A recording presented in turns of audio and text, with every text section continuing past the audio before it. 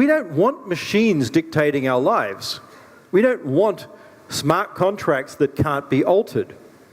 Imagine a world where it's only a binary logical 0 and 1, where there's no sort of grey area, where you can't be sorry, where you can't apologise, where there's no other than 0, 1, right, wrong. In a real world, a world of justice, it also means forgiveness. It means looking at circumstances and having a human heart. Machines don't have a human heart. You can never have a smart contract that acts outside of humanity, because we're humans, we're not machines. Many people do not know you were a pastor in a past life. How does your background and experience as a pastor and your theology education inform Bitcoin? Part of where people go wrong is, although I'm a computer scientist, I understand that people are the key aspect of everything and why we're building it. We don't build things just because we want a machine to automate everything. The reality is we have reasons. We have family. We have friends. The reason to build something is to make our lives better. We automate things so that we have better lives. And automation is not new. In the 1920s, 30s, and here in China a bit later, we introduced many things that started automating society. It can be simple as a washing machine, a vacuum cleaner. These are ways of automating systems. Washing machines and vacuum cleaners enabled women to actually get out of the house and have real lives and not have a life of drudgery, working 6 or 7 days a week in the home, basically cleaning, scrubbing, and never having opportunities to learn. That's because of automation. People tell us with automation, we'll not be able to do anything. There'll be unemployment, there'll be whatever else. Keynes said that in the 30s. Lord Keynes said, with automation, people won't know what to do. Well, bullshit. I don't really care about some idiot up there with too much time on his hand saying, well, poor uneducated people, they don't know what to do if they have too much time. Well, none of your goddamn business. I mean, honestly, just because he was rich, so what? He couldn't see what they would do because they didn't have as much money. I've been poor, and I still had an enjoyable life. I still studied. I went to libraries. I went to movies. I did things I wanted to do. I lived life. I saw my family. I learned to cook. Just because someone tells you you have more time doesn't mean society is going to break down. Automation isn't going to destroy the world. Automation's what is going to free us. It will give us more time to be human. It'll give us less drudgery. Who here wants to only work and never do anything else? Even I take some time off occasionally. Yeah, a little bit. Little bit. Little bit. Let me ask you about a couple of elements of the white paper that I know you wanted to bring more clarity and light to. Section 3, timestamp server. The solution you propose in the Bitcoin white paper to prevent double spends is a timestamp server, not a blockchain like we call it today. Why did you use the phrase timestamp server, and why is that important to our understanding of Bitcoin and how it works? So with a public timestamp server, it's very simple. The answer to how you detect double spends is you let everyone see it and you take the first one. That's it. So how do you then stop double spending? Well, you leave that to the merchant, but you let the merchant see. If everyone sees a public transaction and you go to spend money, and then you spend it again, then the first transaction you put out there is the one that gets in the blockchain. The second one, well, it's very simple. The second one now is rejected. So if you send the second one out there, a merchant or whoever you're paying is going to see that. That's why zero-conf isn't a problem. So what we want is just a simple, ordered system. And how do we make it happen? We make it public. We let everyone see what's happening. We let everyone know this is what is occurring on the blockchain.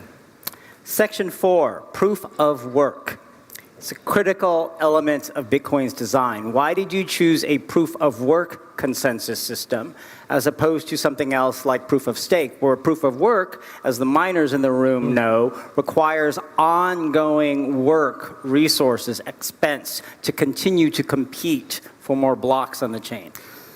So around a decade ago, I wrote a paper that I had a hard time publishing because part of it, I said, George Akerlof's theory of a market for lemons is wrong.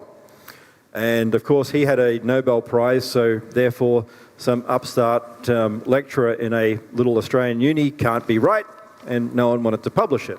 My argument was based on this concept that the reality is cars do sell, and they're not all selling at a lemon price.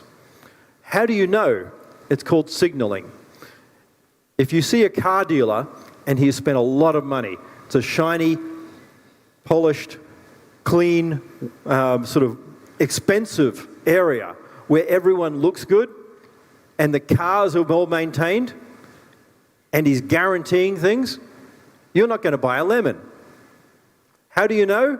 Because he has a lot to lose.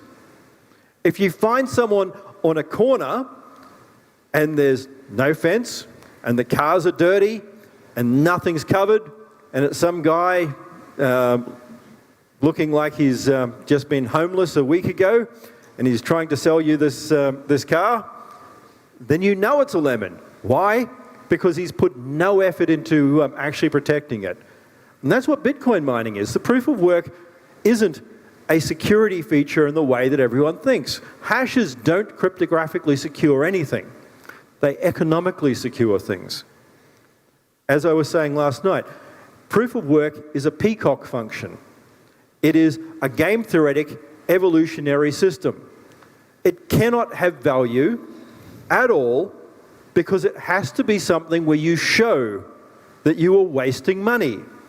You are willing to burn money to show, to invest, to say, I am investing in this network. My peacock tail is nice and long, so I'm attractive to all the peahens. Why?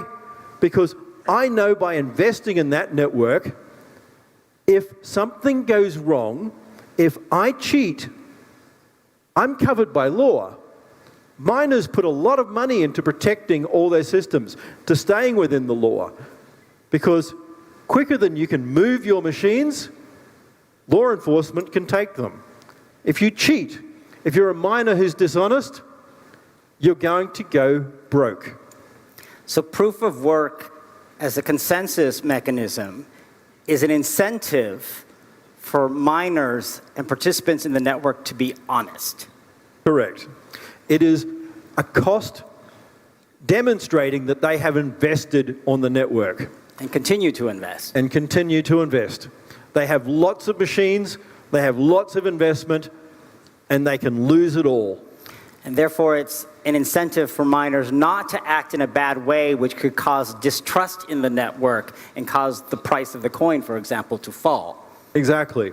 If you're spending hundreds of millions of dollars and you've invested all of this money in machines that run basically a useless function that can be used nowhere else on Earth and can't be replaced with anything else, and you cheat, then all that money is burnt.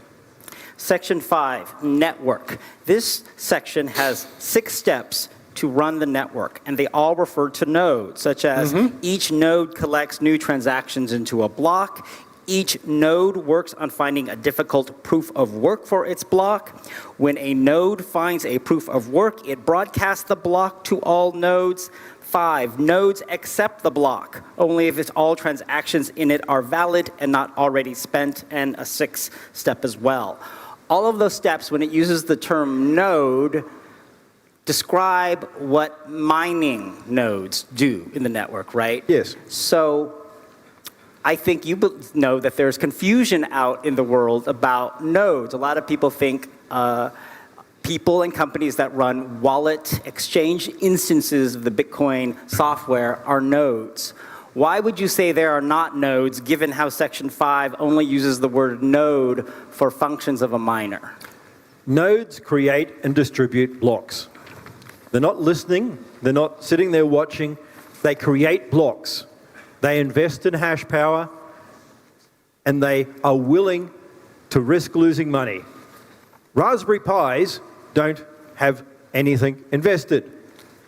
Now, this goes back to something I didn't realize way back in October 2008. I had an argument with James Donald, and James Donald had this concept of everyone needs to run a node so government can't stop us. Which is what the BTC camp thinks. Yes. Right. In 2008, I didn't really understand crypto anarchists. I had no idea about what these people wanted. I didn't know that James Donald actually ran a child pedophilia site. So, yes, he wants a system that no one can stop. Because, well, if you're selling child porn, you don't want something that anyone can view. I don't want a system where people can sell child porn. That's not freedom. I don't care what the hell you say. You are not free to sell child porn. You are not free to exploit people. Exploitation is not freedom, by definition. So, everyone, nodes are miners. Other people and companies who run instances of the software and participate in the network are what we call blockchain listeners. They listen to the blockchain, but don't accept to validate blocks or write transactions to the blockchain. Why is that important for the economic design of Bitcoin and how its genius works? Because you've got this other section there, just after that, called SPV. Yes. Simplified Payment Verification, Section 8. People forget about this section. Yes, users should be users. I actually said that once, and everyone ignores me. I don't want to validate everyone's transactions. Unless I'm a miner, I'm not getting paid to validate your transactions. So I'm mean, nasty, and a bit of a Scrooge. I don't care about your transactions. I care about mine. If I'm not getting paid to validate your transaction, stiff bickies, I don't want to look at it. SPV means I only need to look at my transactions. But I know nothing has changed on the blockchain. Why? Because there's a block header that is set that can go to every single person on Earth. Bitcoin block headers come out approximately every 10 minutes. And as the halvings happen, that'll get closer and closer to 10 minutes. People don't realize, but as the subsidy disappears, we end up with a linear sawtooth function. Basically, the transactions become important. And they're approximately linear in nature. So the more you get rid of the subsidy, which we're halving again, and then in 4 years again, and practically nothing is going to come from reality is the subsidy. It'll come from transaction volume or nothing at all. And that means miners are going to start realizing at the first instant after a block, they will earn very little. But as it goes across time, the linear function means they'll earn more and more. So what will happen? It'll be a sigmoid function, which is a S-curve. And miners will turn on hash power closer to the 10 minutes. And then they will put on all their hash power until they find a block. And where people say the block time is variable,